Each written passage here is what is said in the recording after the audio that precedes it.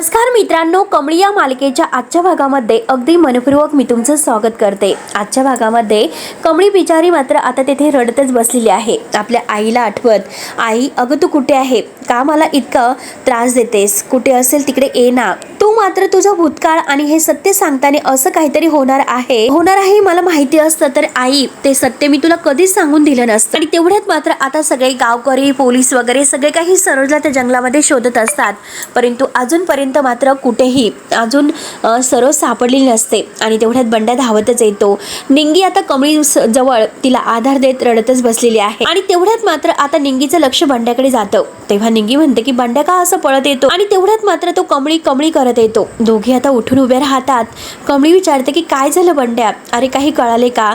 त्यावरती बंड्या म्हणतो की नाही, पण एक बातमी आहे, मला एक बातमी मिळाली। आपले ते अण्णा आहेत ना, तर त्यांनी सांगितलं आता गावाशेजारी एक आपला सरकारी दवाखाना आहे, तर तेथे एका बाईला ऍडमिट केल्याचं सांगितलं। ते ऐकून आता कमळी म्हणते की काय बोलतोस, तू खरं बोलतोस? तेव्हा कमळी म्हणते की नक्की ती आई असू शकते। तर बंड्या म्हणतो की नाही, काकी आहे की नाही हे मला माहिती नाही, परंतु मला खबर मिळाली।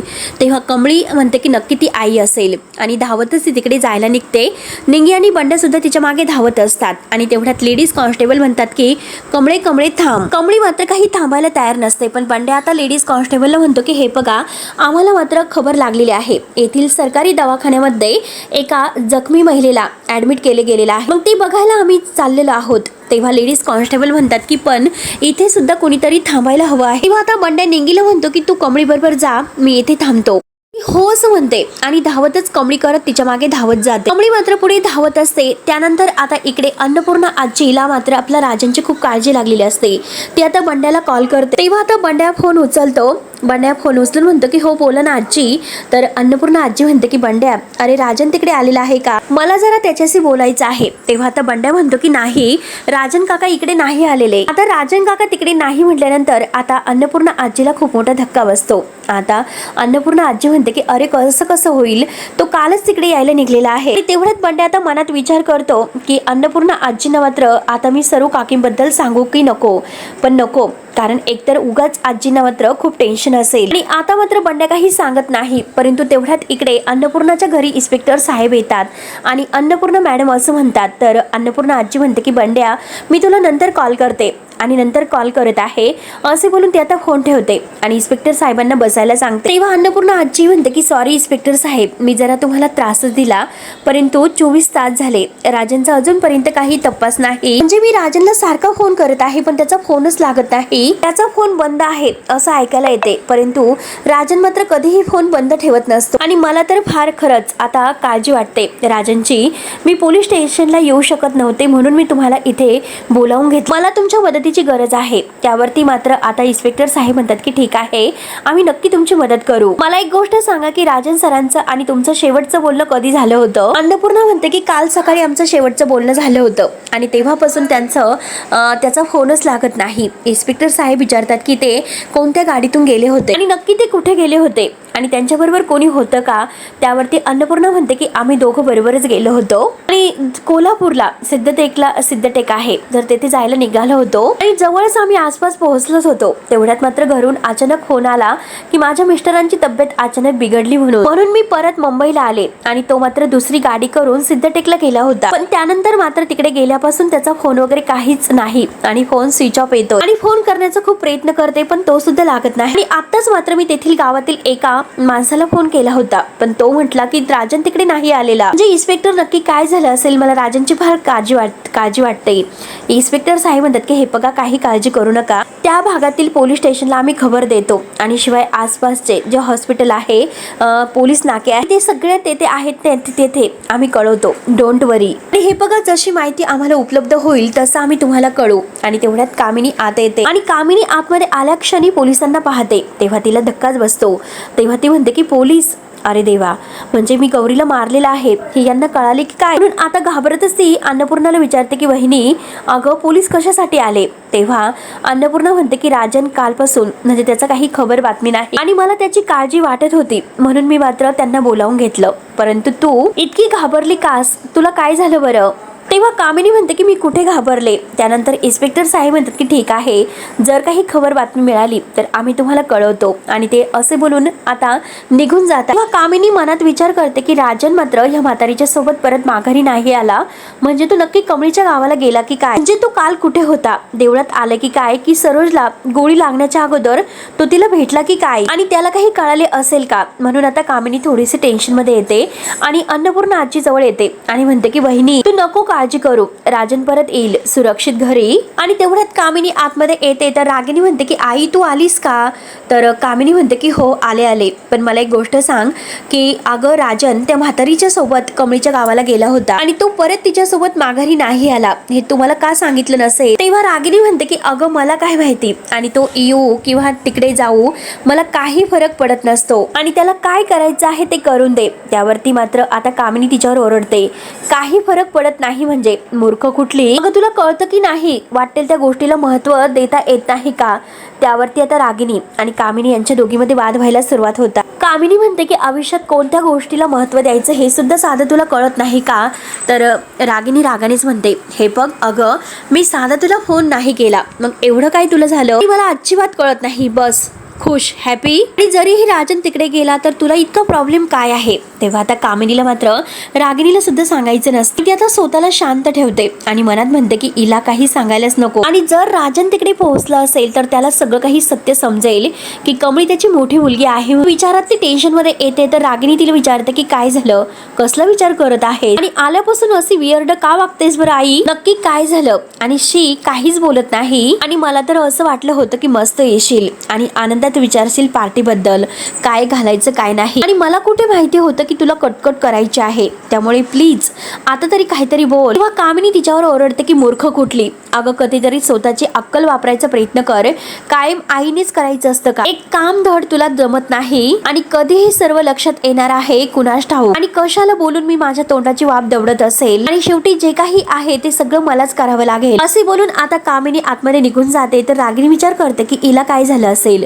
त्यानंतर आता इकडे कमळी घाईने त्या सरकारी दवाखान्यामध्ये येते आणि तिच्या मागे निंगी सुद्धा आलेली आहे. तेथील नर्सला कमळी आता रडतच विचारते की आज सकाळपासून कोणी जखमी अवस्थेत येथे कोणी बाई आलेले आहेत का? तर नर्स म्हणते की थांबा मी चेक करते. आणि तेवढ्यात मात्र आता नर्स चेक करून हो असं म्हणते. तर कमळी विचारते की त्या कुठे आहेत, मला भेटायचं आहे. तेव्हा नर्स म्हणतात की तिकडे 3 नंबर बेडवर आहेत. तेव्हा आता कमळी मात्र एक एक पाऊल असं ऑलगट टाकत, कारण तिला आता सगळं काही तो घडलेला प्रकार पुन्हा आठवत असतो, जेव्हा सरोजला गोळी लागली, आणि एक एक पाऊल टाकत ती आता पुढे येत असते. कमळीची अवस्था खूप बिकट झालेली आहे, पण तरी सुद्धा ती देवी तुळजाईला हात जोड, आई तुळजाई ही माझी आईच असून दे. तेव्हा आता निंगी म्हणते की कमळे तू काही टेन्शन घेऊ नकोस, त्या नक्की काकीच असतील. आणि तेवढ्यात मात्र आता कमळी डोकावून पाहते, परंतु आता ती सरोज नसते. तेव्हा आता कमळी आणखीनच रडायला सुरुवात करते. निंगी आता डोकावून पाहते आणि तेवढ्यात मात्र आता निंगीला सुद्धा कळतं की सरोज काकी नाहीत म्हणून दोघी आता खूप रडायला सुरुवात करते. त्यानंतर आता इकडे नयनतारा खूप रडत असते, कारण तिला आता ऋषी जे काही बोललेलं आहे ते सगळं काही आठवतं की आई या सगळ्याची सुरुवात मात्र तुझ्यापासून झालेली आहे. त्यांच्या चारित्र्यावर बोट ठेवलं म्हणून हे सर्व झालं, नाहीतर झालंच नसतं. आता हे सगळं काही आठवून नयनतारा पूर्णपणे आता टेन्शन मध्ये येते आणि ऋषी मात्र तिला कायमचं सोडून निघून गेलेला असतो. आणि तेवढ्यात येते आता हा विचार करत असताना राधिका येते. राधिका तर नयनताराला म्हणते की आई तुम्ही काहीच खात नाहीत, सकाळी सुद्धा मी तुम्हाला कॉफी आणून दिली होती, कॉफी सुद्धा तुम्ही घेतली नाही, असं कसं चालेल बरं? तेव्हा नयनतारा डिस्टर्ब असते. ती म्हणते की राधिका मला काही नको, माझं मन नाही. आणि तेवढ्यात रोहित म्हणतो की आई अगं आपली महत्वाची मीटिंग आहे, त्यामुळे आता मिस्टर आता ते समेत आहे तर त्यांचा कॉल आहे. तेव्हा ते रोहित मात्र त्यांच्याशी बोलतो की मी तुम्हाला भेटतो, काही काळजी करू नका, होईल सगळं काही व्यवस्थित. आणि आता तो फोन ठेवतोय आणि फोन ठेवल्यानंतर तो आईला म्हणतो की हे बघ आई तू काही काळजी करू नकोस, तू नाराज आहे मला माहिती आहे, आणि तू बिझनेसची काही काळजी नको करू, मी सगळं काही बघतो, तू खोलीमध्ये जा आणि आराम कर. आणि मला माहिती आहे की तू आता सध्या ऋषीचा विचार करते, पण आई एक गोष्ट लक्षात आण ना, अगं त्याने केला का तुझा विचार? हे बघ आई अगं कसलाही विचार न करता तो आपलं घर आणि आपला सुद्धा विचार त्याने केलेला नाही, सगळं काही तो सोडून गेला, तरी सुद्धा तू कशाला टेन्शन घेतेस? आणि मला तर असं वाटतं की ऋषीला मात्र थोड्या दिवसामध्ये अक्कल येईल आणि तो परत घरी येईल. आणि तू जा आराम कर, आणि मी तुला सांगितलं ना बिझनेसचा विचार तू अजिबात करू नको. तेव्हा आता नयनताराचे डोळे भरून आलेले असतात, ती रडत असते. ऋषीच्या आठवणीमध्ये तेव्हा तर नयनतारा आतमध्ये निघून जाते तेव्हा रोहित मात्र हसत असतो. राधिकाला राग येतो. राधिका त्याच्याकडे पाहते आणि म्हणते की अरे ऋषी घर सोडून गेला आणि तो परत घरी यावा असं तुला नाही वाटत का? परंतु तुला तर आनंद झालेला आहे तो घर सोडून गेला म्हणून.